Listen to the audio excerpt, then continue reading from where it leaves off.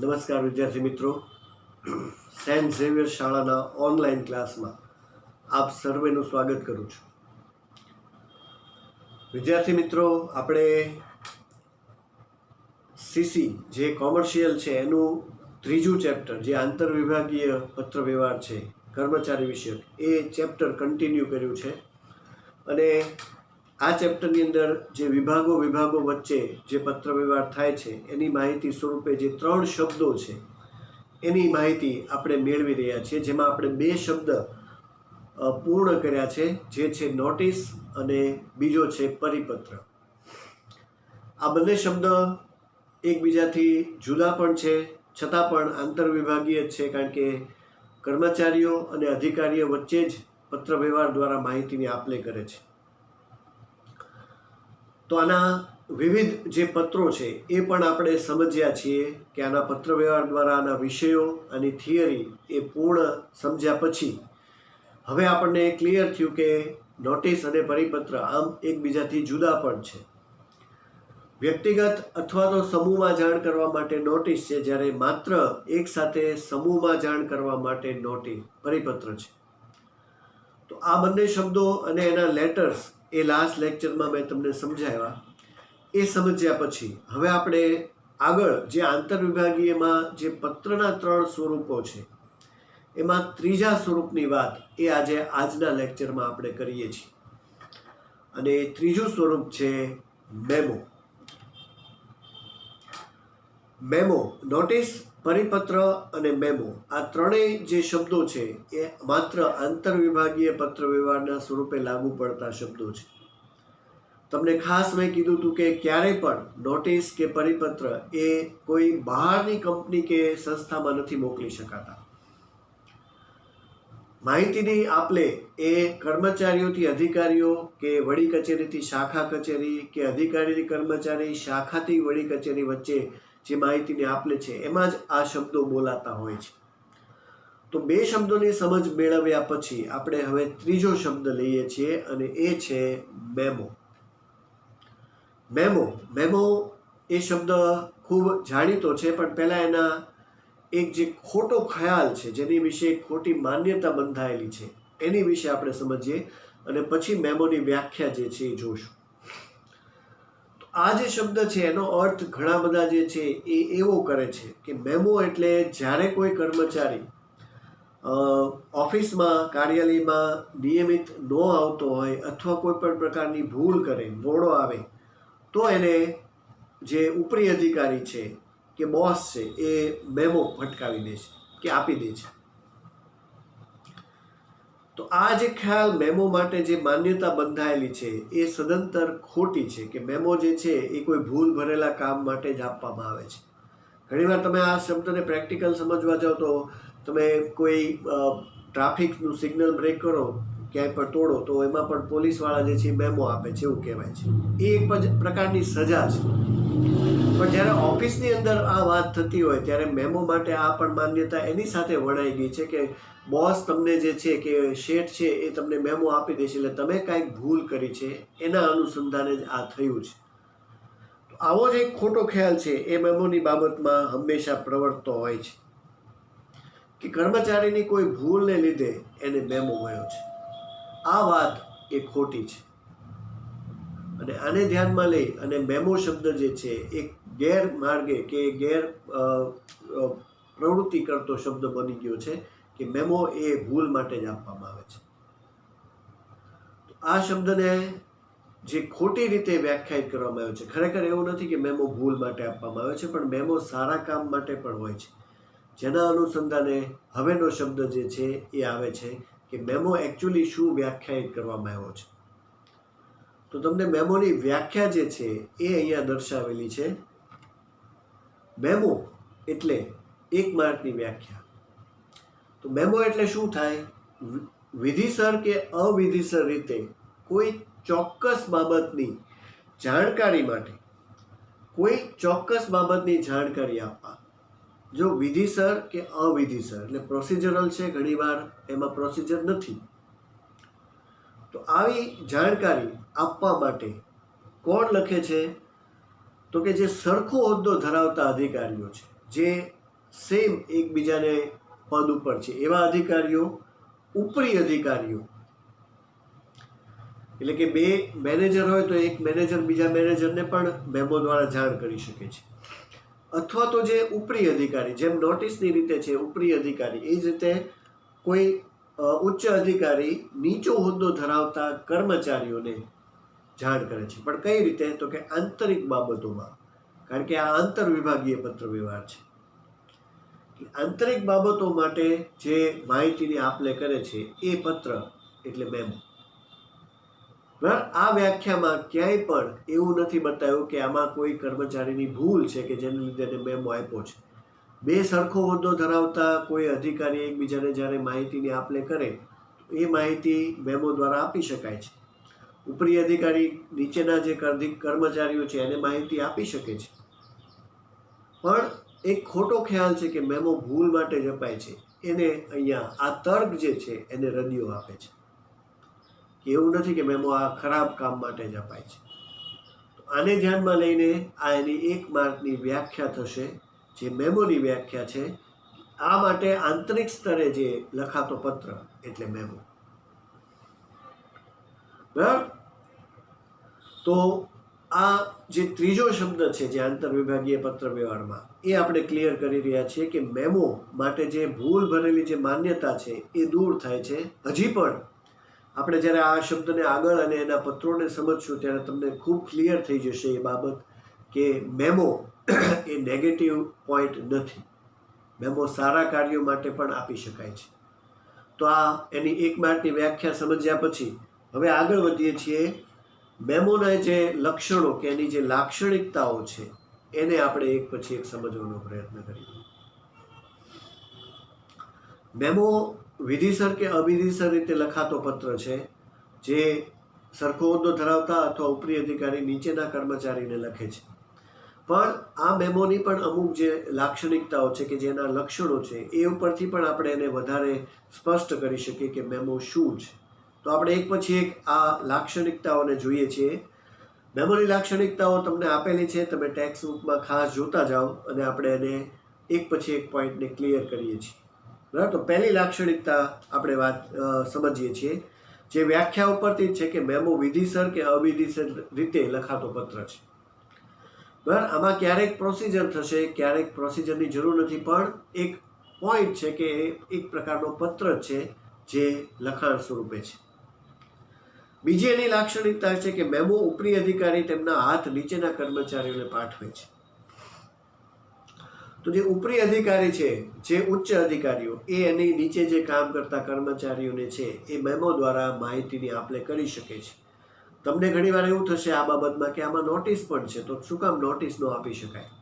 તો આપણે જ્યારે એની વિગતવાર માહિતી પત્ર સ્વરૂપે સમજશું ત્યારે અમુક બાબતો એવી છે કે જે મેમોથી જ વધારે સારી રીતે કહી શકાય. બરાબર? એટલે એ બાબતમાં નોટિસ કે પરિપત્ર જે છે એ કામ લાગતું નથી. તો એ કઈ બાબત છે એ આપણે એને પ્રેક્ટિકલી પત્રમાં સમજીએ છીએ. બરાબર? પણ ટૂંકમાં ઉપરી અધિકારી કર્મચારીને આપે છે. બીજું, ક્યારેક કર્મચારી પણ પોતાના હક કે સમસ્યાના ઉકેલ માટે ઉપરી અધિકારીને મેમો લખે છે. જો મેમો પણ દ્વિમાર્ગીય થઈ ગયું, મેમો બંને તરફ ચાલશે, ઉપરી અધિકારી કર્મચારીને, એ જ રીતે કર્મચારી પણ ઉપરી અધિકારીને મેમોથી કાંઈ પણ માહિતી કે પોતાની જે બાબત છે, સમસ્યા છે કે પોતાના હક છે એ કહી શકે છે. બરાબર? તો એ લાક્ષણિકતા ઉપરથી કહી શકાય કે મેમો 2-વે કોમ્યુનિકેશન છે. ત્યાર પછી જેમ વ્યાખ્યામાં છે એ જ મુજબ કે સમકક્ષ હોદ્દો ધરાવતા કર્મચારી એકબીજાને મેમો આપી શકે છે. જે બે કર્મચારીના હોદ્દા સરખા છે, જેમ કે બંને મેનેજર છે, બરાબર, કે બંને ક્લાર્ક છે કે એકાઉન્ટન્ટ છે, તો એ બંને પણ એકબીજાને કોઈ પણ માહિતીની આપ-લે કરવા માટે મેમો દ્વારા જણાવી શકે છે. તો હવે જ્યારે આવી બાબતો બનતી હોય તો આગળ જે મેં તમને કીધું કે મેમો માટે જે હંમેશા જે નેગેટિવિટી પ્રવર્તે છે કે મેમો એ ભૂલને લીધે જ અપાય છે, એવું આમાં હોઈ શકે નહીં. કારણ કે જ્યારે સમાન હોદ્દો ધરાવતા અધિકારી કર્મચારી પણ એકબીજાને મેમોથી માહિતી આપતા હોય, કે કર્મચારી પણ અધિકારીને મેમો લખી શકતો હોય, તો એમાં માત્ર ભૂલ હોઈ શકે, એ બાબત ખોટી છે. બરાબર? તો આ બધી બાબતોથી સ્પષ્ટ થાય છે કે મેમો એકબીજાને માહિતીની આપ-લે કરવા માટે થાય છે, એનો ઉપયોગ. ત્યાર પછી એક લખ્યું છે કે મેમોનો મુખ્ય હેતુ જેને સંબોધીને લખાયો છે એને ચોક્કસ બાબતની યાદ અપાવવાનો છે. તમે કોઈ પણ માહિતી કે જે કાંઈ કહેવા માગો છે એ સામેવાળાને ભૂલાઈ ગયું છે કે એને ફરીવાર યાદ કરાવી છે કે કોઈ વસ્તુ કહેવી છે તો એ મેમો દ્વારા કહી શકાય છે. તો યાદ અપાવવા માટે પણ મેમોથી એને માહિતગાર કરી શકાશે. ત્યાર પછી એક છે કે મેમોનું સીધું અને સરળ શૈલીમાં લખાયેલું લખાણ હોવું જોઈએ. મેમોની અંદર જે પોઈન્ટ છે ને એ ડાયરેક્ટ જે કહેવાનું છે એ સીધી વાત કહેવાની છે, બરાબર, સરળ શૈલીમાં. પણ આમાં કોઈ વધારે પડતી માહિતી પ્રસંગોપાત વધારે ઉમેરવાનું નથી. જે કટ ટુ કટ જે પોઈન્ટ કહેવાના છે એટલું જ આમાં કહી દેવાનું છે. એટલે એવું કહેવાય કે સીધી વાત, નો બકવાસ, એવી વાત આમાં કરી દેવાની છે. કોઈ ઝાઝી વાત લાંબી નથી કરવાની, એ આપણે એના પત્રમાં પણ જોઈએ છીએ. તો સીધી અને સરળ શૈલીમાં. ત્યાર પછી ટૂંકમાં અને મુદ્દાસર. આમાં લખાણ એકદમ ટૂંકું હશે પણ મુદ્દા પાડીને લખવાનું છે, બરાબર. એટલે જે ડાયરેક્ટ પોઈન્ટ ઉપર જે આપણે કહીએ ઘણી વાર કહીએ કે સીધા પોઈન્ટ પર આવો, એવી જ વાત આમાં કરી દેવાની છે. કોઈ લાંબુ લખાણ કે વિગતવાર માહિતી આમાં આવતી જ નથી. આવી વાત સાથે આ મેમોની એક વિશેષ બધી જે લાક્ષણિકતાઓ છે એથી એને નોટિસ અને પરિપત્રથી પણ મેમો જુદો પડી જાય છે. છતાં પણ એવું કહેવાય કે મેમો જે છે આંતર વિભાગીય પત્ર વ્યવહારના મથાળા હેઠળ આવશે. અને આ ઉપર એવું કહી શકાય. તો આ એની લાક્ષણિકતાઓ છે, જે 7 લાક્ષણિકતાઓ તમને આપેલી છે. અને આ બધું તમને એક એક માર્કમાં જે છે, જે આમાં પ્રશ્નો છે એ મુજબ પૂછાઈ શકે છે, બરાબર. આમાં એક માર્કના 2 અલગ અલગ પ્રશ્નો છે. એટલે મેમોની લાક્ષણિકતાઓ લખો કે મેમોના લક્ષણો લખો, એવો પ્રશ્ન પણ તમને આવી શકે છે. તો એ તમે એમાં લખી શકો છો, જેમાં તમે 2 અથવા તો વધુ 4 લાક્ષણિકતાઓ. મેમોની વ્યાખ્યા આપેલી છે, જે આગળ બતાવી શકાય. નોટિસ પરિપત્રની વ્યાખ્યા પણ સ્પષ્ટ થઈ.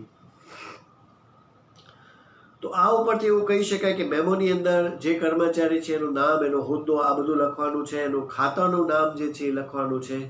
આ સાથે મેમો કોણ લખે છે એ વ્યક્તિનું નામ, આપનારનું નામ, આ બધી વિગતો સાથે આ આખો મેમો જે છે તૈયાર થશે. પણ તમે જુઓ કે તમને ટેક્સ્ટ બુકમાં મેમોનું એક તૈયાર જે માળખું આપ્યું છે, જેને કહેવાય છે પૂર્વ નિર્ધારિત માળખું, બરાબર. તો આ જે પૂર્વ નિર્ધારિત માળખું છે, આ માળખાને યાદ રાખીને જ મેમો એક પર્ટિક્યુલર માળખામાં જ લખાય છે. તમે જે વાણિજ્યિક પત્ર વ્યવહારમાં એક ફોર્મેટ સમજ્યા કે આ જ રીતે લખવાનું છે, શીર્ષક, આંતરિક સરનામું, તારીખ આમ છે, સહી આ રીતે નીચે છે, બધું એવી જ રીતે મેમો જ્યારે આવે ત્યારે એનું એક તૈયાર માળખું છે ને એ માળખામાં જ મેમો લખાવો જોઈએ. એટલે એનું એક ફોર્મેટ ફિક્સ થઈ જાય છે. આની સિવાય કોઈ દિવસ મેમો અલગ રીતે ન લખાય. તો એ માળખું શું છે એને આપણે પહેલાં સમજીએ, પછી એના પત્રોને સમજશું. તો તમને આપ્યું છે મેમોનું પૂર્વ નિર્ધારિત માળખું, એ તમે ટેક્સ્ટ બુકમાં ધ્યાન આપો અને આપણે એને સમજવાનો પ્રયત્ન કરીએ છીએ કે મેમોનું માળખું શું છે, બરાબર. જે પૂર્વ નિર્ધારિત માળખું કહેવાશે એ વિશે વાત કરેલી છે. તો આમાં સૌથી ઉપર કંપનીનું નામ, એટલે જે કંપનીમાંથી આ મેમો લખાય છે, આ તો આંતરવિભાગીય છે એટલે કંપનીની અંદર જ ચાલશે, પણ કંપની કઈ છે એ નામ હંમેશા, અને એનું એડ્રેસ પણ આમાં લખાશે, બરાબર. સામે પ્રતિ, એટલે કોને મોકલવામાં આવ્યો છે એ, અને રવાના, કોના દ્વારા મોકલવામાં આવ્યો છે એ હોદ્દેદારો પોતાના, અને જો કર્મચારી છે તેનું નામ પ્રતિમાં લખાશે. સામે સંદર્ભ નંબર, પત્રનો જે સંદર્ભ નંબર, જે ક્રમાંક છે એ પણ આની અંદર અવશ્ય લખવો એ જરૂરી છે. એ ક્રમાંક કઈ રીતે લખાય છે એ આપણે એના પત્રોમાં જોઈએ છીએ. તારીખ જે તમે ફોર્મેટમાં લખો છો એ ફોર્મેટમાં લખવી એ જરૂરી છે. પણ જો આમાં આંતરિક સરનામું ને શીર્ષક ને એવી રીતે કોઈ પોઈન્ટ નથી આપ્યા. જેમ તમે અત્યાર સુધી પત્ર વ્યવહારમાં સમજ્યા છો કે ઉપર શીર્ષક આવશે, તારીખ આવશે, આંતરિક સરનામું, એવું આમાં નથી. આમાં જો ફોર્મેટ થોડું જુદું પડી જાય છે. 2 પોઈન્ટ આ બાજુ છે, 2 પોઈન્ટ આ બાજુ છે. પ્રતિ અને કોના દ્વારા રવાના થયું એ સાઈડમાં છે, ડાબી બાજુ, જમણી બાજુ સંદર્ભ નંબર ને તારીખ છે, ઉપર કંપનીનું નામ મિડલમાં છે, બરાબર. એટલે આને કીધું છે કે તૈયાર એનું માળખું છે, એ માળખામાં જ આ લખવાનું છે. ત્યાર પછી વિષય, જે રીતે આપણે લખીએ છીએ એ રીતે આનો વિષય પણ બનશે. હવે આમાં બીજું નવીન વાત એ છે કે આમાં કોઈ પેરેગ્રાફ પાડવાના હોતા નથી, પણ આમાં મુદ્દાસર, એટલે કે પોઈન્ટ પાડીને તમારે 1 2 3 4 નંબરથી જે છે એ જે કહેવાનું છે એ લખાણ લખવાનું છે. અને આમાં આગળ કીધું છે કે ટૂંકું લખાણ હોવું જોઈએ અને સીધી ને સરળ શૈલીમાં હોવું જોઈએ. કોઈ આમાં પેરેગ્રાફ નથી પાડવાના હોતા, કારણ કે આનું ફોર્મેટ જ એવું છે કે આમાં નંબર આવશે 1 2 3 એ રીતે. તો એવા તમને નંબર આપ્યા છે જે તમારે લખાણ માટે લખવાના છે. ત્યાર પછી નીચે જે લખનાર છે એની સહી અને એનો હોદ્દો આવશે. એ તો આપણે ફોર્મેટ લખીએ છીએ. આમાં ઓલું આભાર કે એવું જે છે એ પણ નથી આવતું. છેલ્લે જે વિભાગોને આ નકલ રવાના કરી છે, જે નકલ રવાનાના મથાળા હેઠળ આવશે એ પણ નીચે લખાશે. બરાબર. આ એનું એક તૈયાર પ્રોફોર્મા છે. પ્રોફોર્મા કહેવાય છે પૂર્વ નિર્ધારિત માળખું એટલે. બરાબર. તો એ તમને અહીંયા બતાવ્યું છે. એટલે ટૂંકમાં મેમો જો આવે તો એનું ફોર્મેટ આ રીતે ફિક્સ થશે. જો આમાં તમે તમારા જૂના જે બધા પત્રો છે, જે રીતે અત્યાર સુધી આપણે શીખ્યા છે એવી રીતે લખવાનો પ્રયત્ન કરશો તો એ ખોટું કહેવાશે. બરાબર. આને ખાસ યાદ રાખવાનું છે મેમોની રીતે. પણ મેઇન પોઈન્ટ એ છે કે મેમો જે છે એ ખૂબ જ નાનો પત્ર છે. જે તમે હવે નેક્સ્ટ 2 પત્રો આપ્યા છે એમાં જોઈ શકો છો કે આનું જે ફોર્મેટ છે એ તમારું જે લખાણ છે એ સાવ જ શોર્ટ છે. આ લગભગ પેજના અડધાથી પણ ઓછા પાનામાં આનું લખાણ આવી ગયું છે. એટલે આખો મેમો આવી ગયો છે. તો પ્રશ્ન એ છે કે જ્યારે આ ચેપ્ટરનો પ્રશ્ન આવે તો આ ચેપ્ટરમાં 5 માર્કનો લેટર છે. 5 માર્કમાં જ્યારે લેટર આવે તો એ લેટર એકની અથવામાં તો છે જ તે, પણ કહેવાનો અર્થ એ છે કે શું આ મેમો 5 માર્કની રીતે પૂર્ણ કહેવાય? એટલે કે આ પ્રશ્ન તમને 5 માર્ક આપી શકે? એ વસ્તુ જોવાની છે કે આ પ્રશ્ન જે છે એ હજી સુધી આ 2-3 વર્ષમાં જે છે મેમોનો પ્રશ્ન નથી આવ્યો. પણ આવે તો પણ શું આ 5 માર્ક આમાં પૂરતા છે? 5 માર્કનું તમે, કારણ કે આમાં લખવાનું જ જાજુ નથી. બરાબર. જે લખાણ છે એ શોર્ટમાં કરવાનું છે અને આટલું લખવાના 5 માર્ક એ ઓબ્વિયસલી કોઈ ન આપી શકે. એ સ્વરૂપે જોવા જઈએ તો આ પ્રશ્ન આવે કે ન આવે એ પણ એક મોટી મૂંઝવણ છે. છતાં પણ આપણે એને એકવાર સમજી લઈએ છીએ કે મેમોની પત્ર કેવા હોય છે. મૂળ એ છે કે મેમો માટે જે ખોટી માન્યતા છે એ દૂર કરવી કે આ કામ ખાલી ભૂલ માટે નથી, સારા કાર્યો માટે પણ મેમો હોય છે. બરાબર. એનો એક ફોર્મેટ આપણે સમજ્યા. હવે એના જે પત્રો છે એ તમને, જેમ નોટિસના 2 પત્રો હતા, પરિપત્રના 2 ઉદાહરણ નમૂનાના આપેલા છે, એવી જ રીતે મેમોના પણ 2 તમને ઉદાહરણ આપ્યા છે.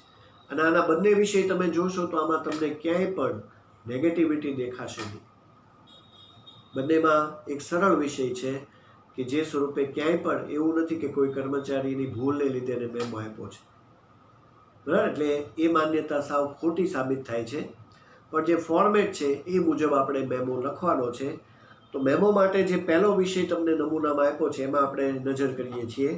એ છે ખરીદીની પ્રક્રિયાની માહિતી આપતો મેમો.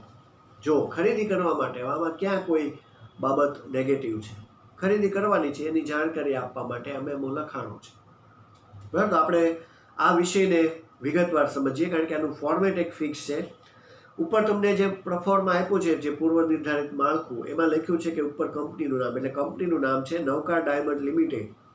પછી જે એડ્રેસ છે એ તમને ખ્યાલ છે કે બાજુમાં પણ લખી શકાય, અથવા તમે આને વચ્ચે પણ લખો છો, એ જ રીતે લખી શકો. બેટર છે કે આપણે આમાં વચ્ચે લખીએ, કારણ કે કંપનીના વચ્ચે છે.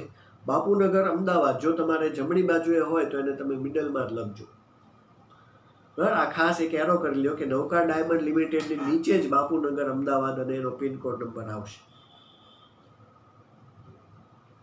બરાબર. તો આ જે, કારણ કે આ તો આંતર વિભાગીય છે, કંપનીના જ કર્મચારીઓ અધિકારીઓની વચ્ચે માહિતીની આપ-લે થાય છે.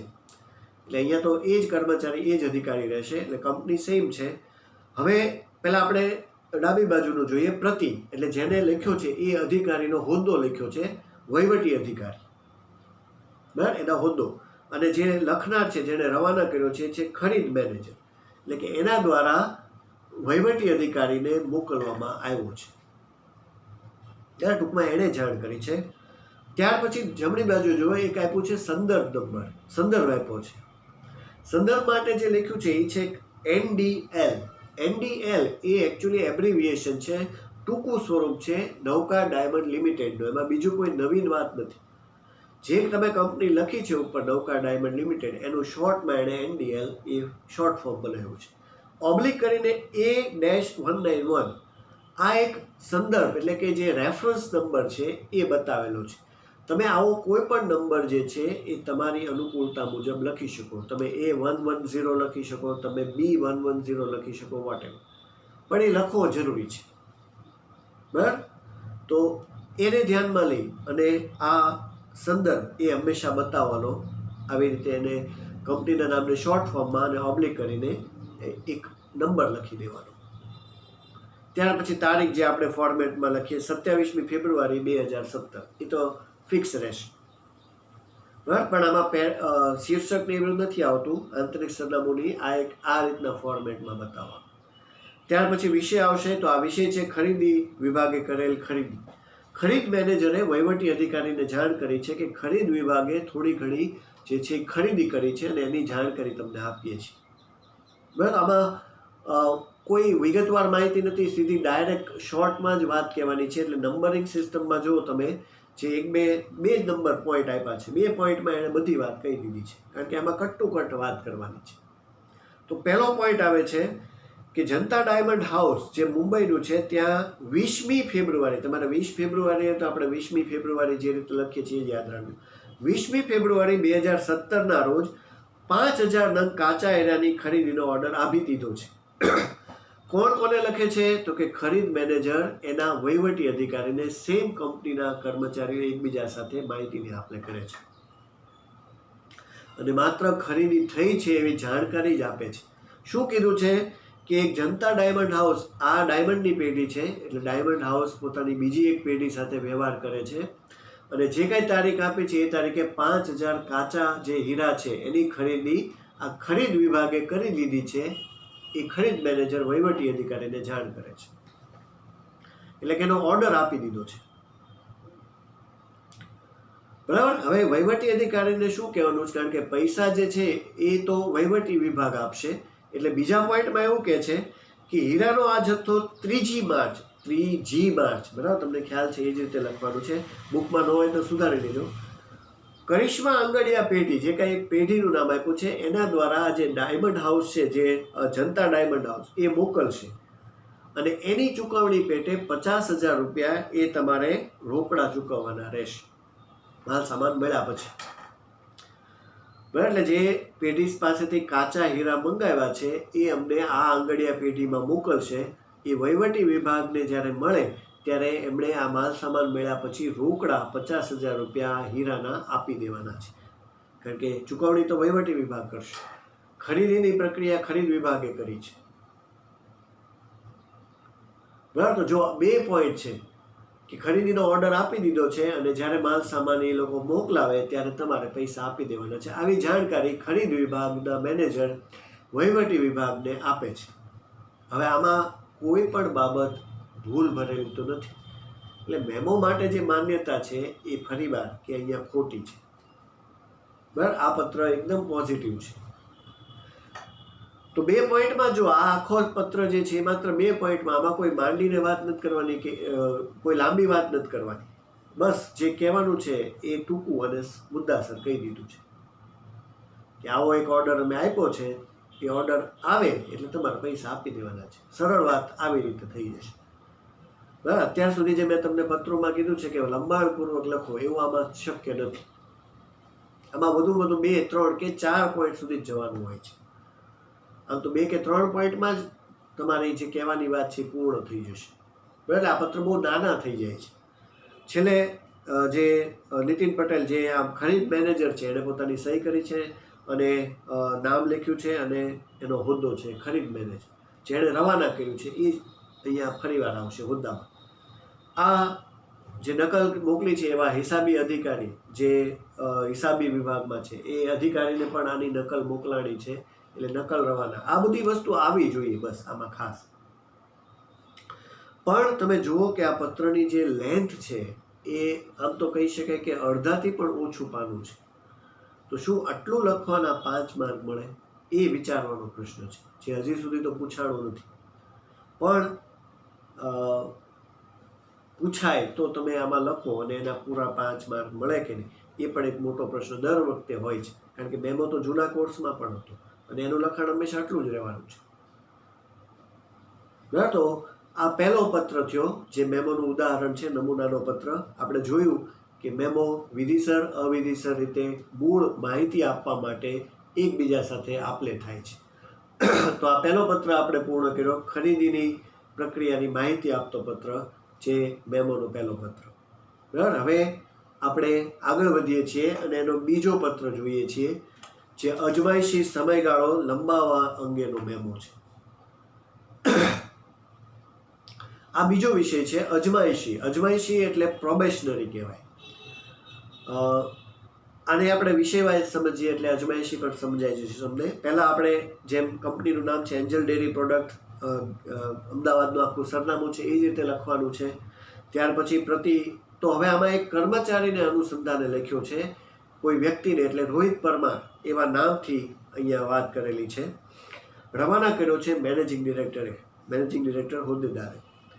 સંદર્ભ આપ્યો છે એડીપી એટલે એન્જલ ડેરી પ્રોડક્ટ, એનું શોર્ટ ફોર્મ થઈ ગયું /11/17. 11/17 એ 11મો નંબરનો પત્ર અને 2017નું વર્ષ એ રીતે પણ ગણી શકાશે. બરાબર. તો આ રીતે એક પત્રનો નંબર અને વર્ષ, અથવા સામે છે A-191 એ પણ તમે લખી શકો. લખવું જરૂરી છે. તારીખ આપી છે 1 માર્ચ 2017. બરાબર. આનું ફોર્મેટ જે તૈયાર આપ્યું છે. હવે આ વિષય છે અજમાયશી સમયગાળો લંબાવવા બાબતે. અજમાયશી એટલે પ્રોબેશનરી થાય છે. પ્રોબેશનરી એટલે એવો સમયગાળો કે જેમાં તમને અત્યારે જે કાંઈ નવી નોકરી કે એવું આપવાનો જે ટ્રેન્ડ છે એમાં એક એવું વલણ અપનાવવામાં આવ્યું છે કે કર્મચારીઓને પહેલાં 1 વર્ષ કે 2 વર્ષ કે 3 વર્ષ માટે પ્રોબેશન ઉપર લેવામાં આવે. ખાસ કરીને સંસ્થાઓ કે બેંક એ આવી રીતે ઘણા બધા ઓફિસર્સની નિમણૂક કરે છે કે 1-2 વર્ષમાં એનું કામ જોવામાં આવે અને એ કામ યોગ્ય લાગે તો એને પછી આગળના જે કાયમી કે એવા લાભ છે મળે. એવા સમયગાળાને અજમાયશી કહેવાય છે. તો આમાં જે પોઈન્ટ લખ્યા છે એમાં 3 પોઈન્ટ છે. એમાં પહેલો પોઈન્ટ જોઈએ કે રોહિત પરમારને એવું કીધું છે કે 1 વર્ષના અજમાયશી સમયગાળા બાદ કાયમી નિયુક્તિની શરતે રોહિત પરમાર, એટલે જે ઉપર જે નામ છે એને 25મી જુલાઈ કરી નાખજો, ના રોજ સંસ્થામાં જોડાયા હતા. એટલે કે સંસ્થામાં એમને લીધા ત્યારે 1 વર્ષનો સમયગાળો આપ્યો હતો અને પછી એને એવી શરત મૂકી હતી કે એ પછી એમને કાયમી નિયુક્તિ આપી દેવામાં આવશે. એ શરતે રોહિત પરમારને આ કંપનીએ નોકરી આપી હતી, જે અજમાયશી 1 વર્ષનો સમયગાળો હતો. હવે સમજાણો, 1 વર્ષ એ અજમાયશી થયું. 1 વર્ષ, 2 વર્ષ, 3 વર્ષ વગેરે. આપણે જેને એક પ્રકારે કોન્ટ્રાક્ટ કહીએ છીએ એવી રીતે પણ આમાં બોલાશે. બરાબર. એટલે આ 25મી જુલાઈ 2015 એ સંસ્થામાં જોડાણ હતા. હવે બીજા પોઈન્ટમાં છે કે સંસ્થામાં જે નિયમોમાં ફેરફાર થયા, સંસ્થામાં જે નિયમો બદલાણા એ મુજબ કારકુનો માટે, કારકુન એટલે ક્લાર્ક, ટૂંકમાં એ ક્લાર્કનું જે કામ કરતા, આ ભાઈ એ રીતે જોડાણ હતા. એમનો અજમાયશી સમયગાળો હવે 2 વર્ષનો કરવામાં આવ્યો છે. જો પહેલાં જ્યારે એમને ગયા વર્ષે 1 વર્ષ પહેલાં નોકરીમાં લીધા ત્યારે 1 વર્ષ પછી કાયમી થઈ જાય એવી શરત હતી, પણ સંસ્થામાં નિયમ થોડો બદલાણો અને એ નિયમ મુજબ જે ક્લાર્ક તરીકે, કારકુન તરીકે જે નિયુક્તિ પામ્યા હતા એ લોકોનો હવે સમયગાળો 1ની બદલે 2 વર્ષ થઈ ગયો છે. બરાબર. આ નિયમોમાં બદલાવ છે. તો એને અનુસંધાને એવું કીધું છે કે જે રોહિત પરમાર છે એમની નિમણૂક કાયમી કરવા અંગેનો નિર્ણય હવે જુલાઈ 2017માં લેવાશે. આ પત્ર લખાણો છે ઉપર જુઓ તમે, તારીખ 1 માર્ચ. જુલાઈ 2017 આવશે ત્યારે એમના વર્ષ પૂરા થશે, ત્યારે નિર્ણય લેવાશે કે એમને કાયમી કરવાના કે. તો આ રીતે મેમો દ્વારા કર્મચારીને જાણકારી આપવામાં આવી છે કે તમને 1 વર્ષમાં કાયમી કરવાના હતા, પણ નિયમો ફેર્યા એટલે હવે તમારો જે કાયમી થવાનો નિર્ણય છે જુલાઈ 2017માં થશે, પછી તમે કાયમી થશો કે નહીં થાવ એ જે નિર્ણય આવશે.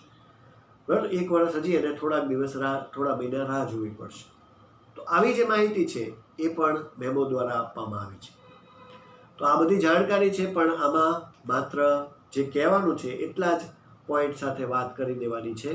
નીચે સિગ્નેચર, નામ અને મેનેજિંગ ડિરેક્ટરનો હોદ્દો, જે ઉપર રવાના કરે છે એનો હોદ્દો એ સેમ રહેશે.